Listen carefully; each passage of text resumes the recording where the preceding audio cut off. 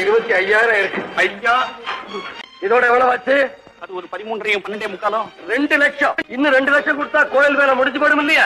சிமெண்ட்டும் கம்பி எல்லாம் நாளுக்கு நாள் கச்சக்குன்னு ஏறிக்கிட்டே இருக்குது. ஆமா. ஒருவேளை 1-2 லட்சங்கள் கூடுதலாச்சுன்னா என்ன பண்றது? பரவாயில்ல, எப்படியாவது தைப்பூசத்துக்குள்ள கோவில் வேலை முடிஞ்சு ஆகணும். 100 மூட்டை சிமெண்ட்டிய கோயில இறக்கிட்டேன். மீதி 100 மூட்டைய வழக்கம் போல என் வீட்டுல இறக்கிடு. மருதமலை கோயில கட்டுறதுக்காக தேவன் ஊரூரா பாட்டு பாடி பணத்தை கொடுத்துட்டு இருக்கிறான். அதுல பாதிய திருடி என் வீட்டை கட்டிட்டு இருக்கிறான். திருப்பணி வேலை எல்லாம் அவர் தான் பாத்துட்டு இருக்கிறார். ரொம்ப நல்லவர். ஐயோ, உனக்கு தெரியாது, இவன் அயோக்கியன், துரோகி, திருட. பொண்ண நம்பிக்கை இல்லையா உனக்கு? நிரூபிக்கவா?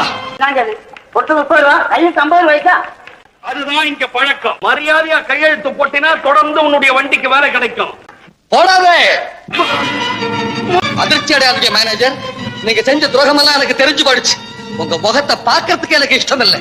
தயவு செஞ்சு இங்க இருந்து போயிடுங்க. பொண்ணா விடு, தண்டனை என் முருகனே கொடுப்பான். Download ShareChat.